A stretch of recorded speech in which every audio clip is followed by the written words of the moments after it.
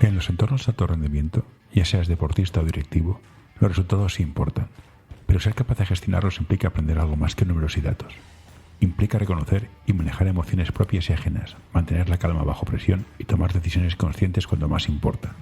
Este es un espacio para hablar de formación, de liderazgo consciente, de equipos y compañeros que rinden mejor cuando confían y de cómo gestionar el estrés sin perder el foco ni las personas. Aquí reflexionamos sobre directivos, entrenadores y formadores que toman decisiones acompañando a niños, adolescentes y adultos y entienden que el verdadero éxito no solo es llegar, sino cómo se llega. Porque en la empresa, como en el deporte, el rendimiento empieza por las personas. Hola, Uchoa, gracias por participar en este programa. Tienes una formación de abogado, pero al final vino Dios, te tocó, el Espíritu Santo bajó y dijo ¡chas! Y te hiciste coach. ¿Cómo se siente cuando el Espíritu Santo llega y te dice sois todos humanos, sois todos hermanos? ¿Cómo se siente ese cambio, de cambiar de sector de los tiburones, fama bien merecida, y los coaches? Bueno, lo primero, muchísimas gracias por invitarme a estar aquí conversando contigo. El contraste te diré que es grande y no es casual. Uno de los grandes factores que propició el cambio fue un conflicto de valores, de hecho. También te diré que podría yo tener cierto sesgo en aquel momento en el que tomé la decisión, porque el ejercicio profesional como abogado se puede realizar de muchas maneras y en aquel momento mi creencia era que solamente se podía ejercer de algunas de las maneras que yo había conocido y que a mí efectivamente me generaban ciertos conflictos de valores. Ahora te puedo decir que el ejercicio del derecho se puede realizar también de una manera maravillosa y conozco grandes abogados que están perfectamente alineados con mis valores. Dicho esto, no vino nadie y me tocó con una varita mágica, sino que me lo curré, como me lo he currado yo siempre todo, para entender qué es esto del coaching, para entender también, bueno, para transformarme, porque para poder ejercer profesionalmente el coaching viví un proceso de transformación personal y profesional muy profundo, sobre todo un proceso de conexión profundísima con la humildad y con el qué poquito sé y qué importante es que escuche, no solo con mis oídos, sino con todo mi cuerpo y mi vista y toda la sensibilidad que yo pueda tener para recoger toda la información posible y aún así seguiré sin saber, pero qué importante es que escuche. Que era algo que como abogado quizás no lo tenía tan claro, aunque creía que escuchaba muy bien. Y escuchaba de una manera muy útil, pero no sé si tan bien. Bueno, escuchar es el trabajo que hacemos. Bueno, yo tengo formación en psicología y Sí. escuchar es nuestro trabajo, básicamente. Como yo estudio psicología y tú eres coach, tenemos una zona de fricción donde esto es tuyo, esto es mío, pero hay dos preguntas importantes. ¿Para qué o por qué? ¿Cuál es la pregunta importante? Bueno, yo nunca me atrevería a establecer cuál es la importante. Yo te puedo decir que yo trabajo con el para qué, como o sea que tú ya debes de saber. Sí, eso sí lo sé. Yo trabajo con el para qué porque yo nunca he tenido fricción con psicólogos y tengo muchos clientes que también van al psicólogo y creo que yo también he ido te diría que en unas cuantas ocasiones por periodos más o menos largos al psicólogo, con lo cual yo con los psicólogos no he tenido fricciones y como coach lo que yo trabajo es el para qué, porque me oriento al futuro, porque me oriento a cómo has contribuido tú a que te esté pasando lo que te está pasando, pero sobre todo para qué lo has hecho, porque eso te va a dar la brújula de hacia dónde necesitas focalizarte, dónde está tu necesidad subyacente y con eso, pues, diseñar una nueva forma de relacionarte con ese propósito, ¿no? Con los psicólogos, yo creo que también hay psicólogos que trabajan con el para qué.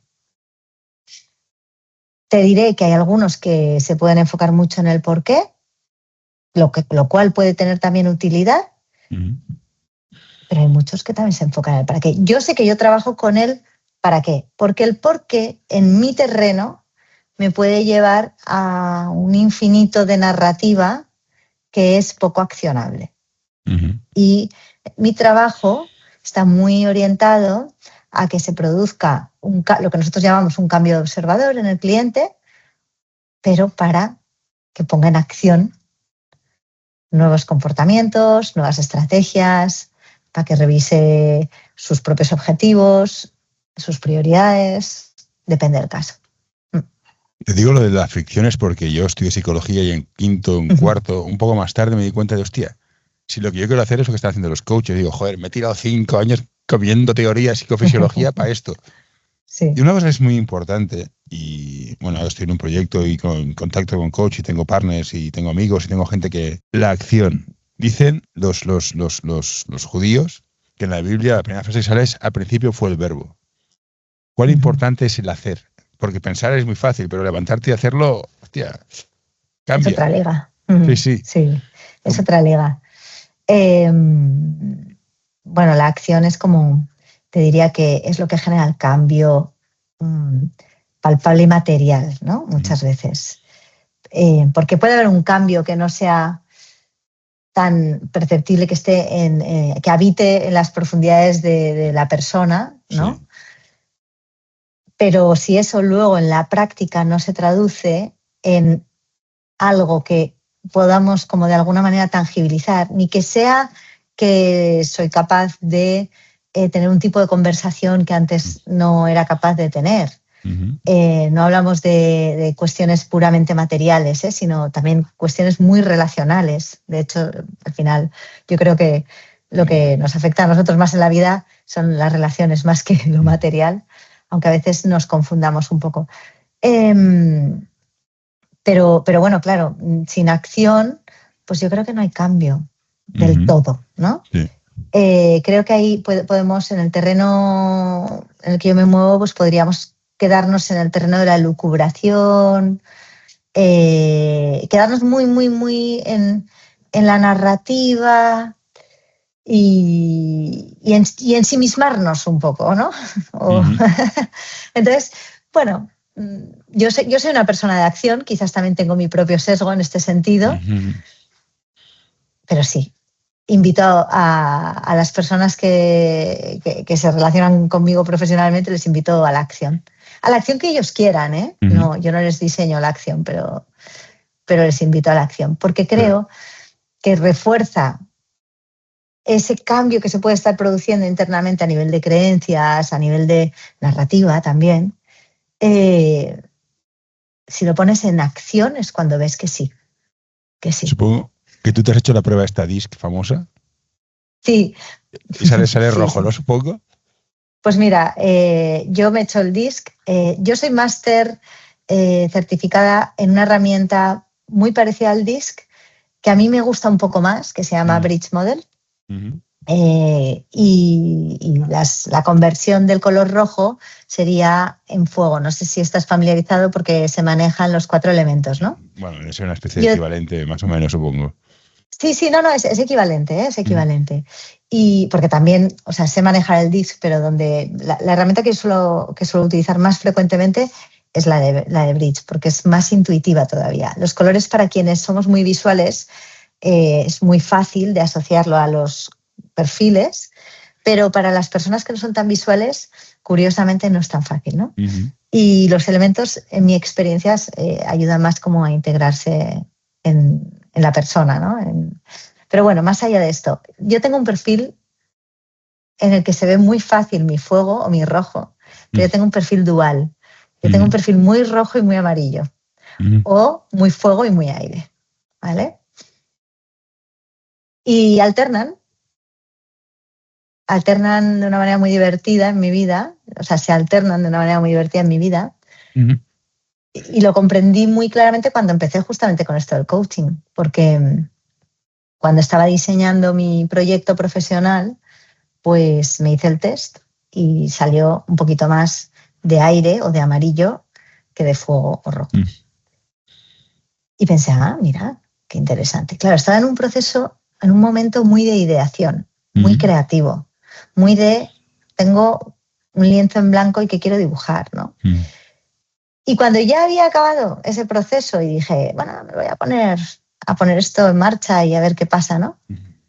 Pues por casualidades o no de la vida, me volví a hacer el test y me salió un poquito más rojo o fuego que amarillo o aire. Y dije, anda, qué curioso. Pero claro, es que en ese momento necesitaba un poquito más de fuego que de aire, ¿no? O un poquito más de rojo que de amarillo. Así que nada, sí, tengo un perfil en el que hay rojo, en el que hay mucho fuego. Y durante un tiempo me conflictuaba. Me conflictuaba porque yo tenía muchos prejuicios sobre ese perfil, ¿no? Y yo pensaba, ¿pero por qué no? Además, toda la gente está viendo en mí esto, porque es algo que se ve muy a primera vista, en mí al menos. Y decía, pero no están viendo todo lo que yo soy, todo lo que yo represento, cómo me relaciono, ¿no?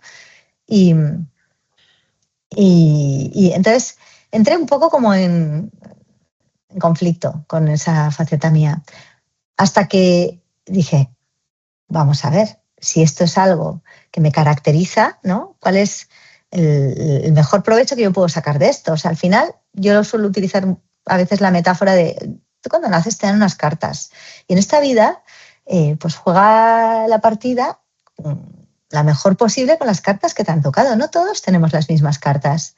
Entonces, claro, ahí eso pensé, bueno, vamos a ver, ¿cuál es la mejor partida que yo puedo jugar con estas cartas, ¿no? Tan de fuego y aire o tan rojas y amarillas, ¿no? Y claro, en la parte del amarillo aire estaba encantada, porque era la parte pues, más social, más creativa, más positiva, posibilista, bastante dinamizadora, muy bien. Y digo, pero claro, la roja de fuego es la de los conflictos, la que se percibe como abandona y tal. Pero claro, de repente dije, ¿qué va? Digo, es la determinada, es la valiente, es la enérgica, ¿no? La que no pierde el foco con facilidad, que por cierto el amarillo aire lo puede hacer, ¿no? Entonces digo, bueno, ¿cómo más chulo me ha tocado en esta vida? Y hice las paces. Hice las paces con esto y la verdad es que te diré que estoy encantada. Lo uso de una forma, o sea, me siento muy agradecida y a la vez me adapto cada vez que necesito adaptarme lo mejor que sé, ¿no? Me adapto también. Tú estás trabajando en una empresa, tienes una empresa con socios que se dedica a hacer coaching para altos directivos. Al final, los altos directivos gestionan personas. Punto, me da igual el sector que esté. Son personas que tienen unos objetivos, un grupo de personas y eso conseguirlo ponernos de acuerdo. Puede ser aire, fuego, tierra, mar, rojo, verde, azul, whatever. Para mí lo importante es cómo consigues liderar y para liderar hay que comunicar bien. Que es una de las preguntas importantes para mí, que es cómo comunico bien, sea cual sea tu estilo. Yo soy verde y azul, o sea que tampoco... ¿Cómo comunicamos bien? ¿Y cómo sabemos comunicar en función del que está delante mío? Yo sé que tú eres roja, es nen parfeina. Nen parfeina no te va a enrollar aquí la vida. Pero ¿cómo lo hacemos? A mí si me hablas con titulares estaré muy contenta y todo lo que necesite extra te lo pediré. ¿No? Pero claro, por supuesto que la clave de las relaciones es la comunicación. Pero es que la clave de la comunicación, permíteme que me repita un poco, es la escucha. Que es lo que muchísima gente no se acuerda. Y los fuegos rojos es donde tenemos un talón de Aquiles. Entonces, y escuchar significa escuchar, como te decía antes, con todo. Con todo, escuchando y observando muy atentamente qué impacto puede estar teniendo lo que tú estás diciendo y cómo lo estás diciendo. Entonces, pues yo me adapto muchísimo. Y creo que, pese a que cuando empecé con esto del coaching y estaba formándome, pensé, en la vida voy a conseguir ser coach, porque esto de la escucha es dificilísimo, imagínate.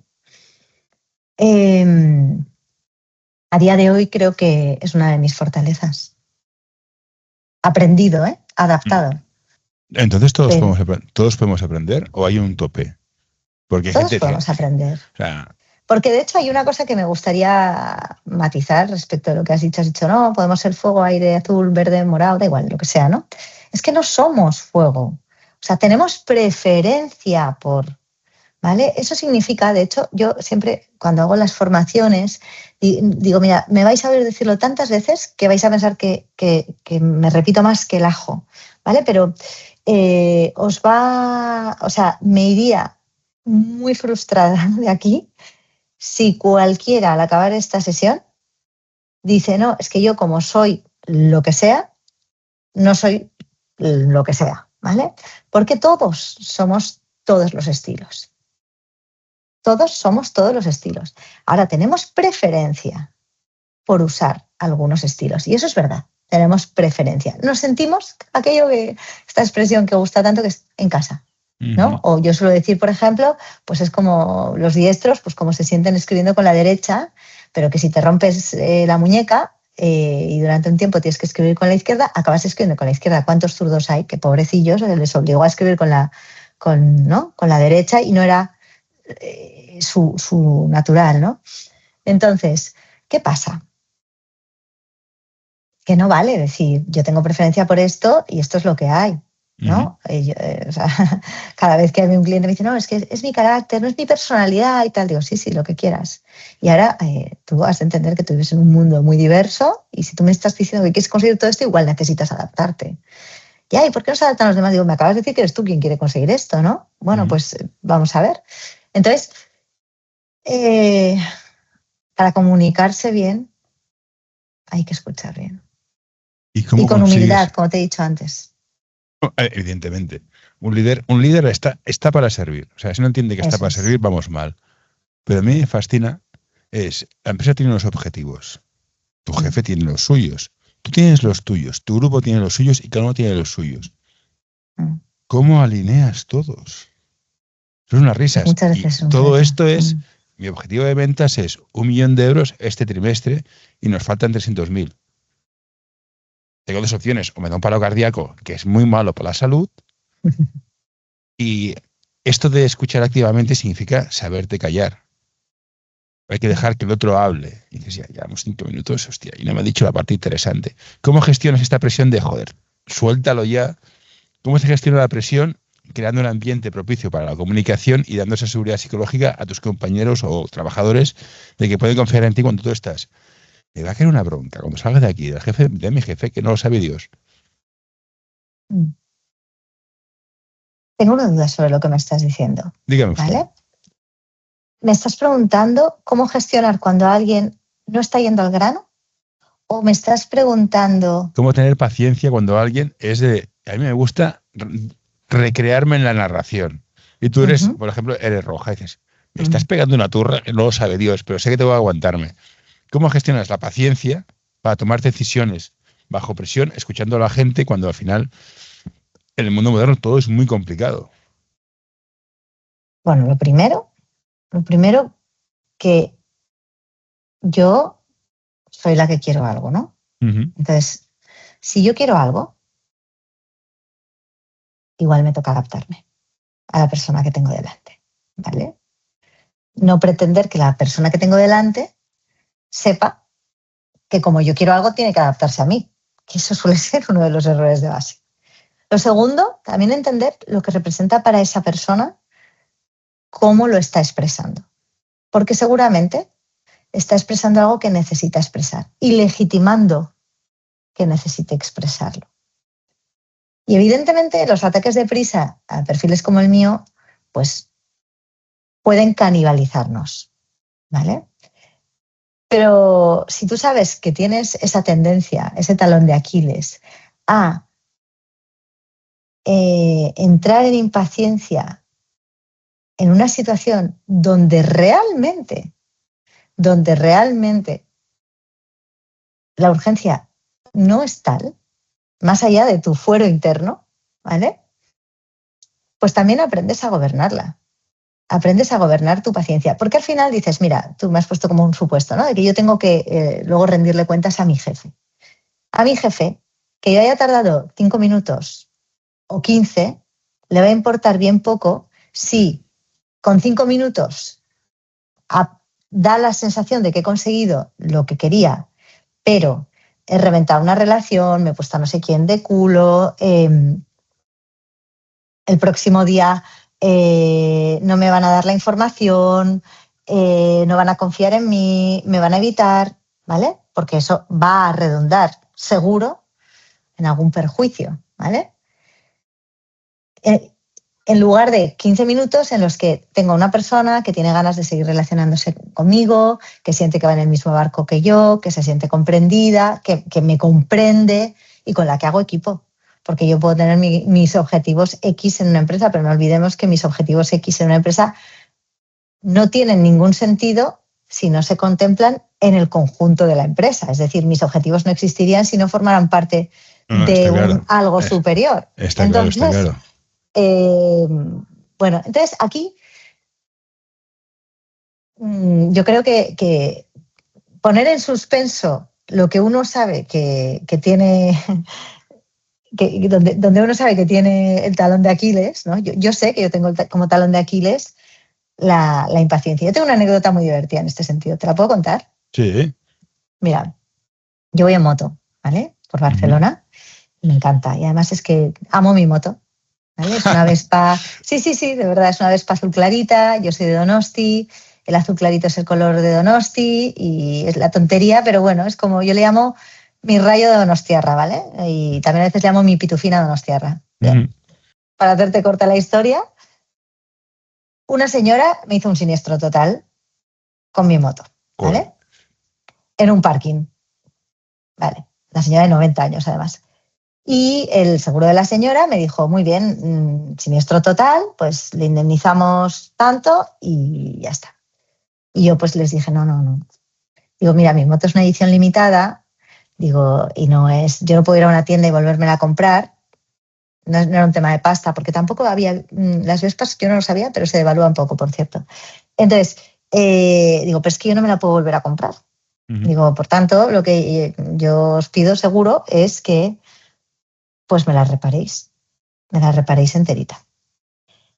Y costó un poco, pero al final el seguro accedió, ¿vale? Eso abrió el momento en el que yo dije, pasta no, reparación sí. En ese momento yo me metí en un loop mucho más largo que lo que hubiera sido que me dieran el dinero y que me fuera a comprar una moto nueva, ¿vale? Poniendo un poquitito más. Pero yo me metí en ese loop porque lo que yo obtenía a cambio de esperar un tiempo más largo era mucho más valioso para mí que hacerlo rápido. Pese a que a mí me encante hacerlo rápido y me encante resolver las cosas y me encante poner tics de hecho, ¿vale? Bueno, pues fue tan heavy que primero fue que el seguro lo aprobara, que llevó su tiempo, y después pasó una cosa muy curiosa, porque la moto me la destrozaron tanto, era un siniestro total, que hubo que hacer un nuevo chasis. Mi moto tiene un nuevo número de bastidor, ¿vale? Entonces, pide a Vespa que te fabrique un chasis a ti, suelto en su cadena de producción, ¿vale? Pues obviamente no es una prioridad de Vespa. Con lo cual, fue como tuve que ponerme a la cola de los huequecillos en los que se pueda meter un encargo raruno. y además, pues bueno, hubo como luego otro tipo de pequeños contratiempos así más o menos cómicos y mi moto me la dieron a los 9 meses. Esto a nivel de psicoanálisis tiene un significado potente, también te lo digo. Claro, a los 9 meses me dieron mi moto y además, bueno, si quieres que te diga otra cosa divertida es que me la dieron el día de mi cumpleaños, que pensé, anda, qué gracioso, ¿vale? Pensé, bueno, está cargado de tanta simbología, de una simbología toda tan bonita, que me encanta haber esperado 9 meses. Pero siempre lo cuento porque, claro, la pregunta es, ¿y te gustó esperar 9 meses? No, ni cascorro, no me gustó nada. Pero, ¿y de dónde sacaste la paciencia? Usa tú, que te gusta que las cosas estén tan resueltas rápido. Y además me llamaban del garaje y me daban, bueno, te tenemos que contar esto y lo otro y tal. Y yo les decía, mira, a mí mientras no me vayas a decir que no me la vas a dar, todo me está bien. ¿Vale? Digo, o sea, sobre todo es que las cosas sigan su curso lo mejor que puedan seguir. ¿vale? Pero que sigan su curso.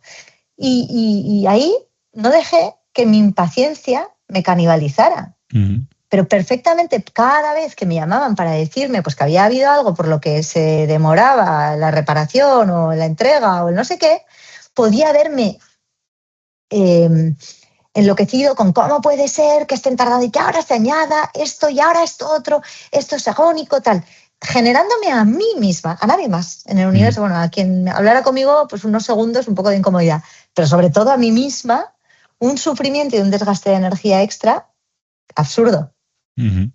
O sea, la mayor perjudicada por la impaciencia soy yo. Luego puede haber daños colaterales, porque hay daños colaterales cuando alguien entra en crisis de impaciencia. Pero me siento particularmente orgullosa de esto. Y para mí es como la prueba de oro, ¿sabes? Perdón, la prueba de fuego de que es posible. Porque créeme que ganas de recuperar mi moto. Tenía muchas. No, te creo. Ahora vamos a dar un pequeño salto. Bueno, sabes, yo estoy en psicología, luego te explicaré el proyecto fuera de micro porque lo quiero tener un poco privado. Una de las variables más importantes para un equipo rinda es la seguridad psicológica en el entorno laboral. Totalmente. Que queda muy bien. ¿Cómo gestionamos el fallo? ¿Y cómo lo diferenciamos del error cuando eres un líder? Porque claro, si me cometo un fallo y sé que me va a caer la de Dios, hostia, ha sido un fallo, tío, mala suerte, tío. El container ha llegado tarde y no puedo ir a nadar. Y diferenciarlo de un error que lo he pedido mal. ¿Y cómo gestionamos esto con el equipo? Porque claro, cuando te tienen miedo, no te dicen las cosas, al final se esconden y al final hay un problema serio. ¿Cómo creamos la seguridad y la gestión del error? Yo trabajo muchísimo con esto, ¿vale? Y me parece fundamental. Te soy sincera, no hago la distinción fallo-error, ¿vale? Parece como si, tal y como tú lo planteas, hubiera como una dejación en el error y una especie de inocencia en el fallo, ¿vale? Como si una cosa fuera más fruto de la casualidad. No manejo yo ese concepto. Yo los integro los dos. ¿Por qué? Porque me parece súper importante que, da igual, llamémosle fallo o error, porque para mí como realmente donde está la oportunidad es, primero, es que lo trabajo muchísimo, a nivel de seguridad psicológica. Yo invito a la gente a que premie, ¿vale?, a las personas que traen la noticia de que algo no ha salido bien, ¿vale?, por la oportunidad que abre de mejorar y por la valentía que conlleva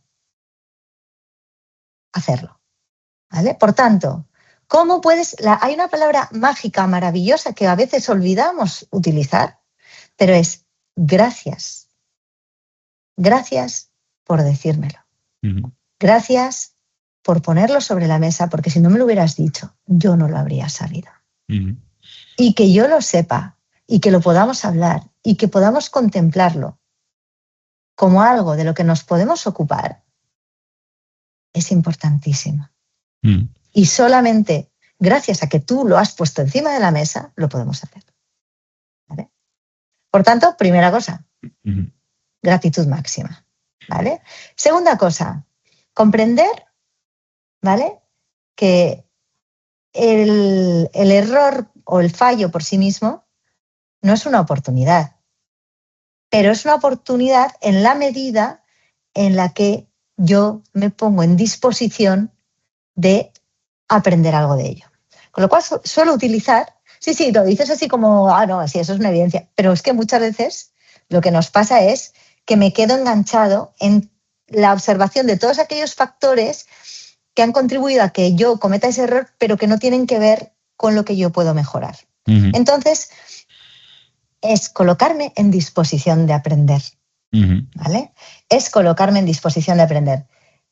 Y para ello, yo suelo utilizar una metáfora, y de hecho lo he utilizado materialmente con esa metáfora, que es que entrego una llave sin filo, ¿vale? Sin el contorno, exacto, sin estar como personalizada, ¿vale? Dentada.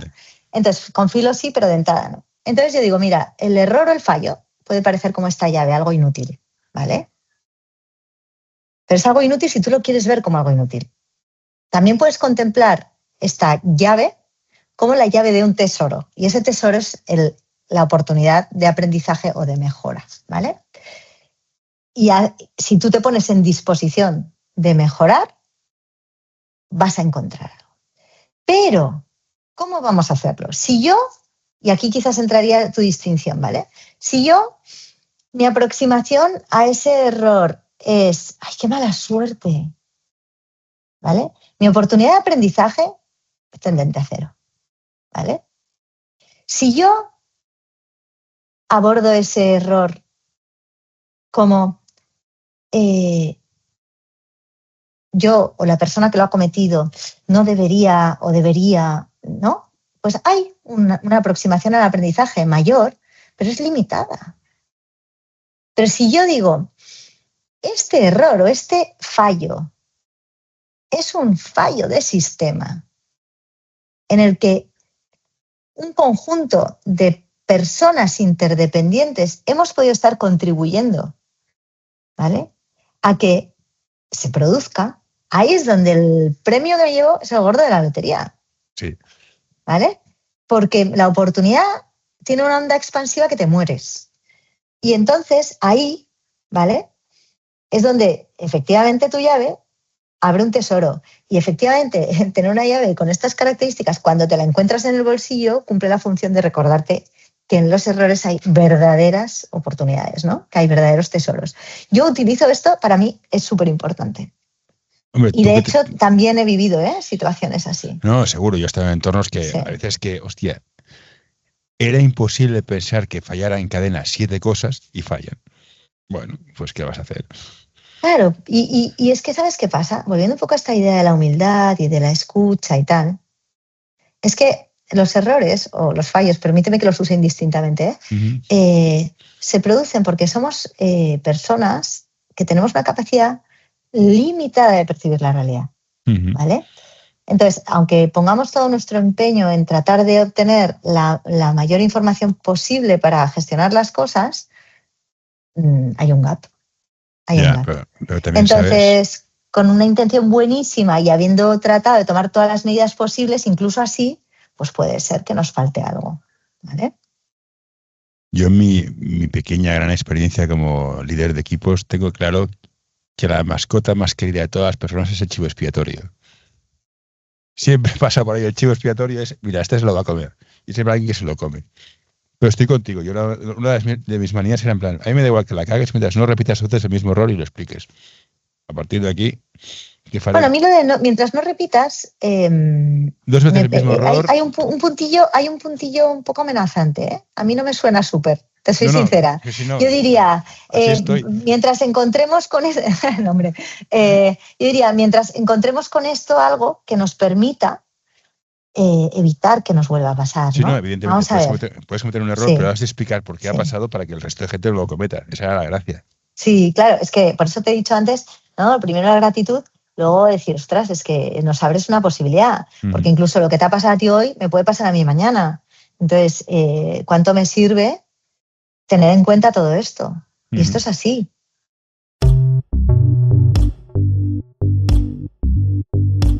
L'Associació Catalana d'Entrenadors i Entrenadores de Bàsquet dona suport a iniciatives que, com aquest podcast, treballen per millorar la formació, suport, acompanyament i promoció dels entrenadors i entrenadores de bàsquet. Vine a conèixer-nos a acep.es. Som com tu.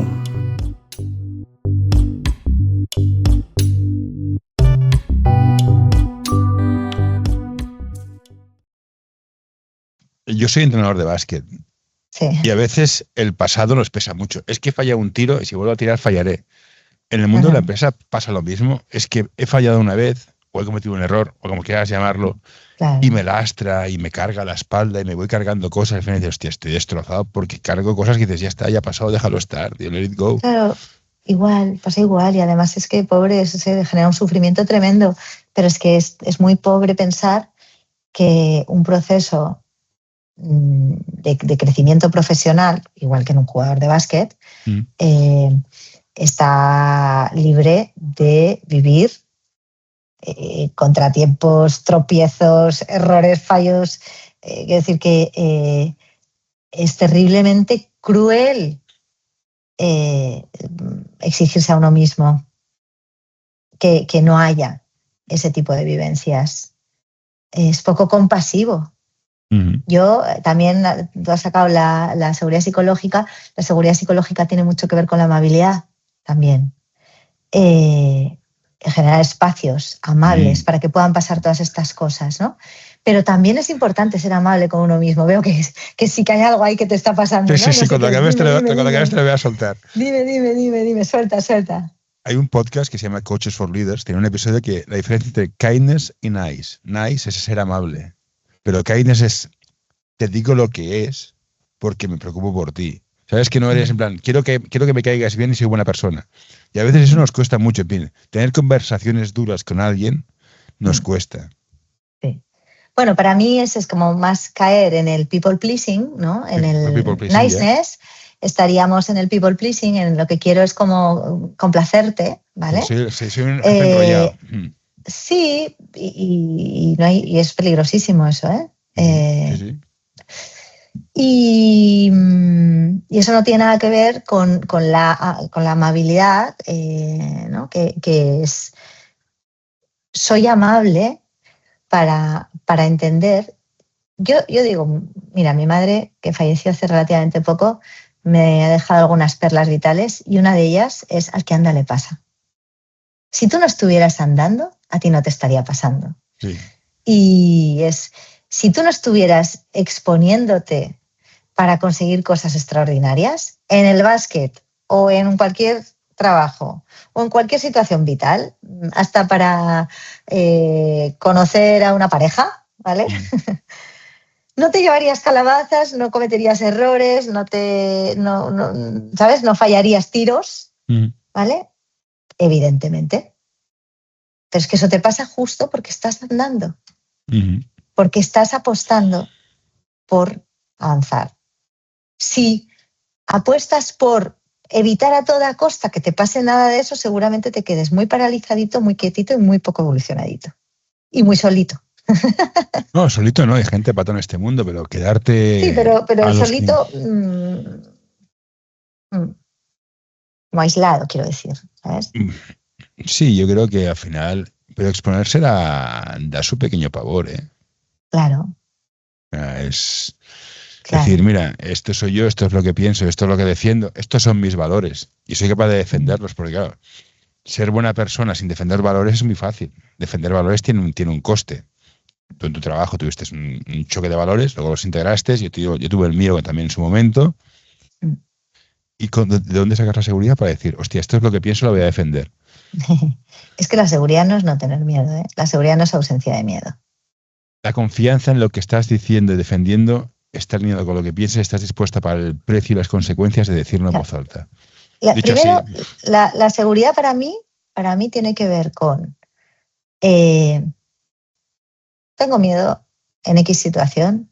Mi miedo es mi amigo. O sea, mi miedo viene aquí para que yo me dote de recursitos, porque quizás esta situación efectivamente entraña un determinado riesgo y me expone a algo, ¿vale? Por tanto, viene para que yo me dote de recursos, ¿vale?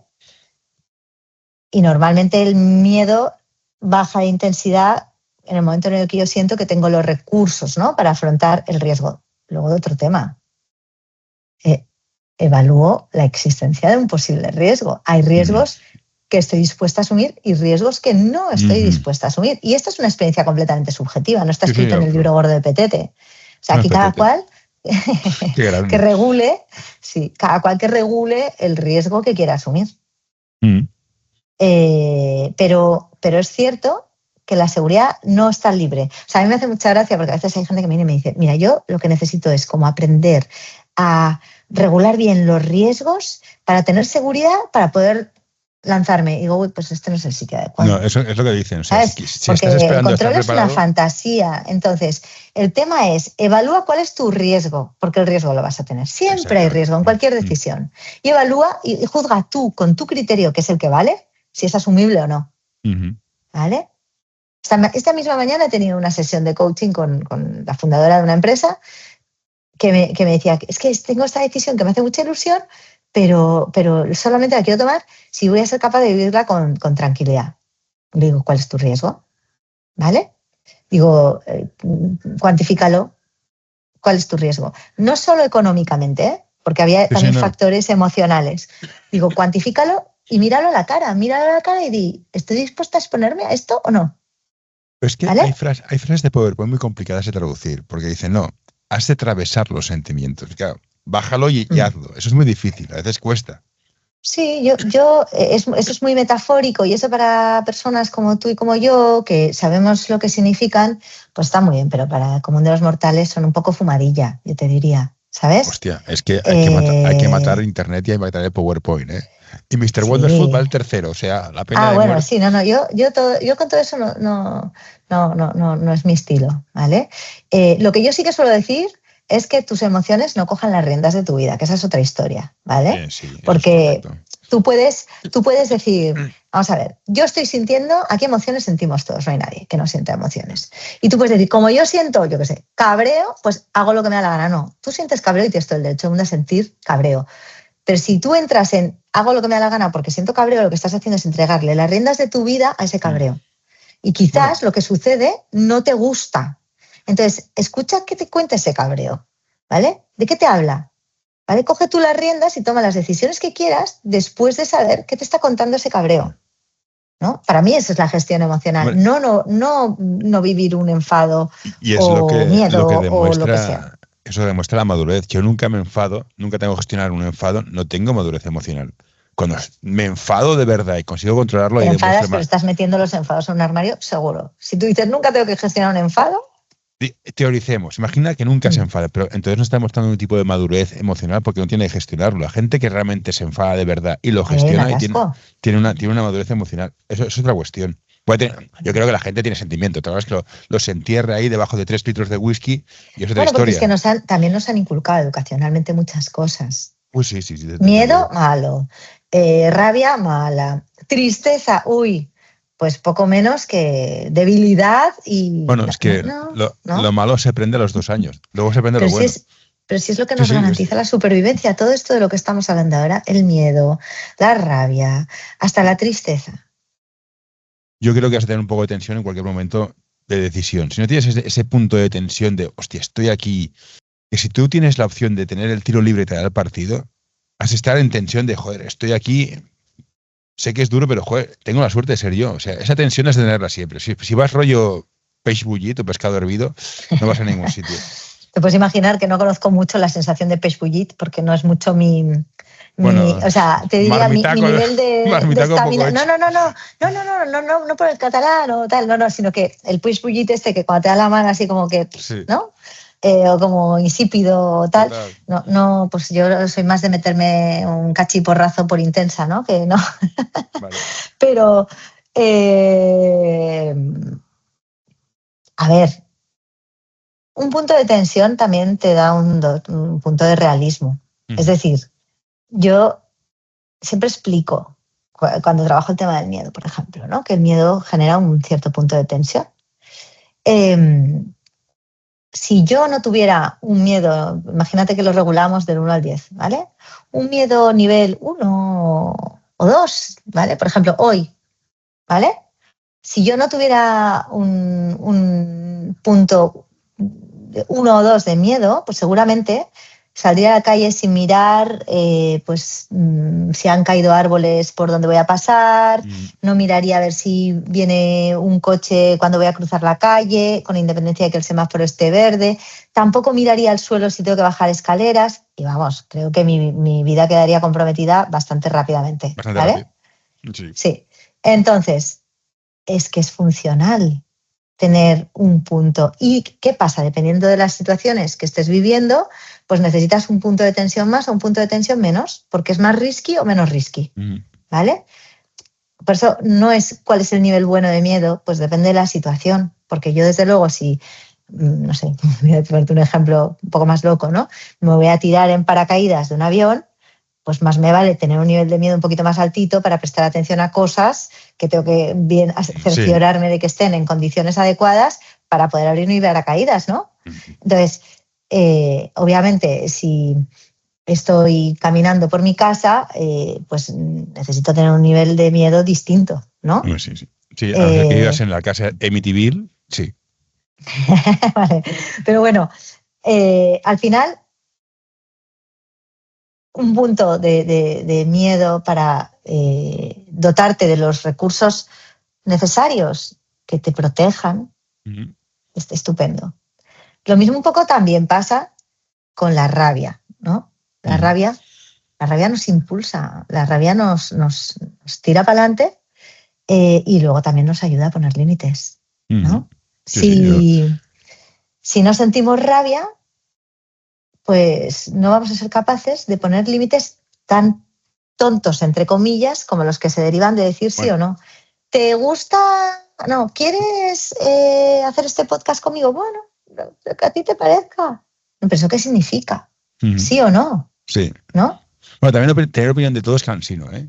A veces le dices, ya va a ver, pero estoy de acuerdo. Hicieron un estudio sobre los parques infantiles de niños que antes tenían un punto de peligro. Y tú como niño sabías, me voy a estampar la dentadura si no voy con cuidado. Ahora, son tan seguros que no hay límite de riesgo. Con lo que era un problema de aprendizaje del riesgo. Pero bueno, no sé si es cierto o no, vi el estudio, tampoco me puse a leerlo muy a fondo. Sí. Pues hombre, obviamente creo que vivimos en una sociedad que a los niños los hemos tendido quizás en exceso a sobreprotegerlos, ¿no? Así como quizás a la generación de nuestros padres los exponían a cosas un poco heavies. Nosotros somos un poco más una generación intermedia, ¿vale? Nos hemos tenido que espabilar en más cosas que nuestros hijos, pero yo la verdad es que veo bastante drama con esto, ¿vale? Bueno, habrá dinero, solo te puedo decir eso. Habrá dinero. Habrá dinero para terapia. Habrá dinero. O no. O sea, quiero decir que... Bueno. Y tampoco... Claro, yo también trabajo con gente bastante joven, porque también trabajo con mucha gente de startups y el perfil de gente que suele trabajar en startups es bastante joven. Sí. Y a veces me asombra, y a veces les digo, me estás hablando como con la madurez de un niño pequeño. Sí. ¿Vale? O sea que como si tú creyeras que a ti te tienen que garantizar X, A y va a ser que no. Z, ¿no? O sea, y no te das cuenta de que esto igual te lo tienes que articular tú, que es tu responsabilidad, ¿no? Sí. Sí, o sea, yo tengo a mi hijo, por ejemplo, en este sentido, que también juega a básquet. Y sí. Y le invito, ¿no? a tomar riesgos. Él es un perfil prudente y le invito a tomar riesgos y a experimentar la sensación que se tiene cuando, bueno, pues has tomado un riesgo y a veces te sale algo muy guay y estás contentísimo y otras veces no te sale y bueno, pues ahí volvemos a lo de antes, pues aprender algo, ¿sabes? Y bueno, y sientes que vas avanzando, que vas creciendo, ¿no? Dentro de un orden, ¿eh? Ya para ir cerrando, yo como soy entrenador de básquet, entreno el mismo club de juega tu hijo. ¿Cuán importante es el grupo? Porque si estás en un grupo que es una manera, si encajas es perfecto, si estás en un grupo que es mucho mejor que tú, subes, si estás en un grupo que está peor que tú, bajas. Todo esto del grupo, ¿cómo influye? Y sobre todo en el mundo de la empresa, ¿cómo influye en el grupo en el que estás? ¿Cómo hacemos que los grupos sean mejores? Ajá. ¿Cómo influye el grupo en el que estás? Pues influye mucho. Y no debes olvidar que si tú llegas a un grupo, eres tú el que ha llegado al grupo, ¿vale? Sí. Es decir, antes hablábamos, ¿no? del tema de la adaptación. No es que cuando tú llegas a un grupo, incluso aunque llegues y seas el jefazo máximo y te hayan encomendado que hagas un cambio, ¿vale? Pero tú llegas a ese lugar y ese lugar existe gracias a las cosas que han pasado antes de que tú vinieras, que ahora te están pidiendo que las cambies, pero que si no hubieran sucedido, tampoco habrías tenido la oportunidad de tú llegar para poder cambiarlas en un determinado momento, ¿no? O ya no porque seas el jefe, sino simplemente llegas a un grupo y dices, ostras, pues yo llego a un grupo y observo determinadas conductas y lo primero, como seres humanos, lo primero que necesitamos es sentir que pertenecemos, ¿vale? Entonces, aquí hay todo un proceso, que tú hablabas antes de la seguridad psicológica, que es que se va creciendo si todo va bien, o se va, como te diría, o se va va menguando, ¿no? Si no va bien. Pero es un proceso en el que has de entender que tienes que... en el que tan importante es que tú te atrevas a compartir y a mostrarte, como que tú permitas que los demás compartan y se muestren, ¿no? Y que es muy importante. yo suelo decir una cosa que me parece súper profunda y que muchas veces nos olvidamos, que es: tanto derecho tengo yo a ser como soy, como el que tú tienes a ser como eres. Correcto. Tenemos exactamente el mismo derecho. Y eso llévalo, en vez de al ser, a tanto derecho tengo yo a ver esto como algo guay, como derecho tú tienes a verlo como algo terrible. ¿Vale? Absolutamente. Porque tenemos el mismo derecho a tener una perspectiva. Y es normal que podamos tener perspectivas distintas, porque tenemos educaciones distintas, porque tenemos sensibilidades distintas, porque incluso podemos tener valores distintos o interpretaciones distintas de un mismo valor. Dime tú, la amistad. No, yo tengo el valor de la amistad por bandera. Vale. Y eso en la práctica, en tu caso, ¿en qué se traduce? En tener tantos amigos como puedas, cuantos más mejor, o contarlos con los dedos de las manos. Depende de cada uno. Claro, esto ya va a y gustos. tú vas a tener un valor de la amistad distinto, o sea, mejor o peor que el mío si yo digo, no, yo tantos como pueda, y tú que me digas, no, yo contaros con los dedos de las manos. Diferente cada uno. Los dos tenemos el valor de la amistad. Correcto, sí, sí. Pero las dos interpretaciones son posibles y las dos tienen están al mismo nivel. Igual de válidas, correcto. Sí. Entonces, si tú te relacionas con alguien desde ahí, puedes también decir, ostras, nunca me lo había planteado de esta manera. Es una relación desde el respeto. Con mucha humildad, con mucha humildad. Y decir, ¿sabes qué? Me ha dado que pensar. Esto que tú me has dicho, a priori he pensado, no, yo lo veo de otra manera, pero luego me he dado cuenta de que me he quedado pensando. Tiene su punto, ¿eh? Y ser capaz de compartir esto. Sí, absolutamente. ¿Vale? Entonces tú llegas a un grupo muy distinto del tuyo, pero si tú eres capaz de relacionarte de esta manera, pues te puedes integrar. Luego además está el que en ese grupo pasen cosas que no te gusten, ¿vale?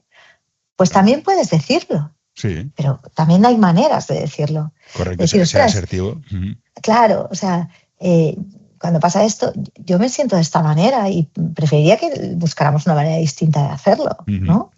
Y ahí estás como planteando, ¿no?, qué impacto tiene algo en ti, pero no desde la exigencia, sino, ¿no?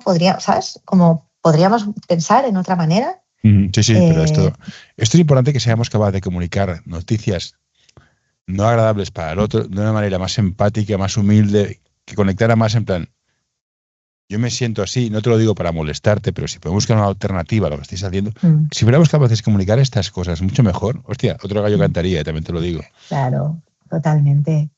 Luego ahí nos pasa un montón, que confundimos el impacto con la intención, ¿vale? Sí. Es decir, esto a mí me produce un impacto negativo, ¿vale? Porque yo que sé, que me digas, yo que sé, no se dice fallo, se dice error o tal, ¿no? Que no me lo has dicho, pobre. Sí.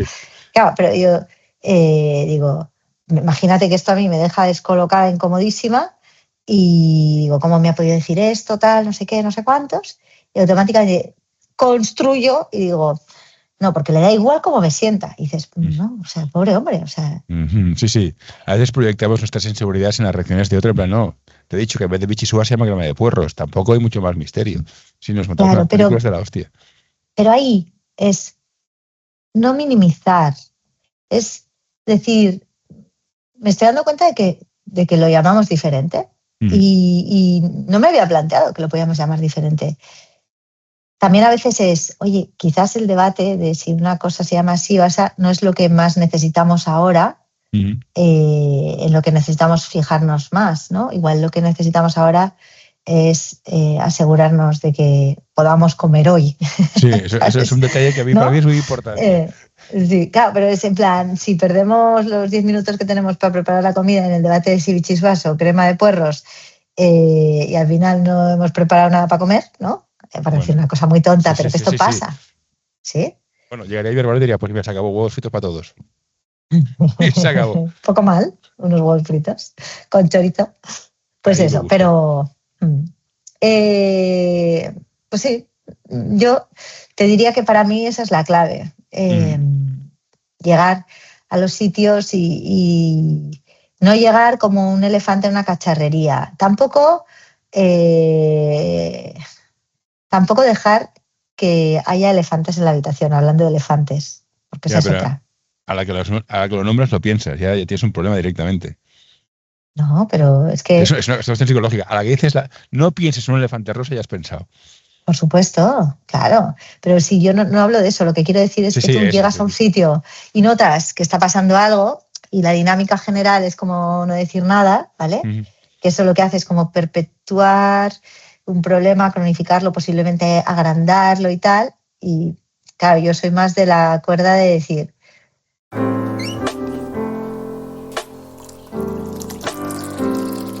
Si te ha gustado el programa, recomiéndalo o dale un like. Siempre nos va bien tener un poco más de visibilidad en las redes sociales y en las plataformas de podcast.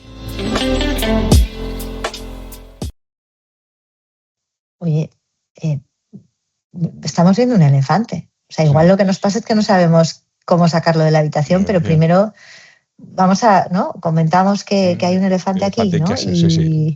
Y después vamos a ver, ¿no? Vamos a ver si con la mejor de las intenciones... ¿Lo adoptamos como mascota o lo echamos? Sí, vamos a ver qué hacemos con él, ¿no?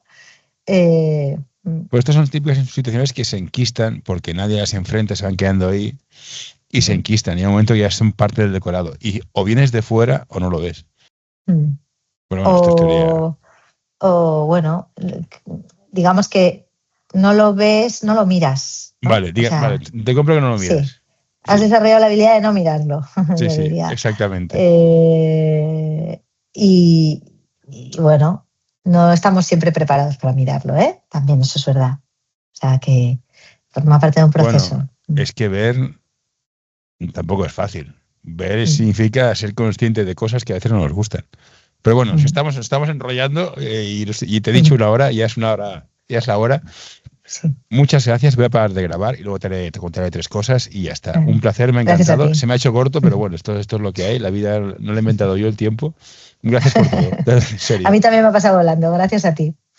Venga, pulso ahora mismo. Vale, ya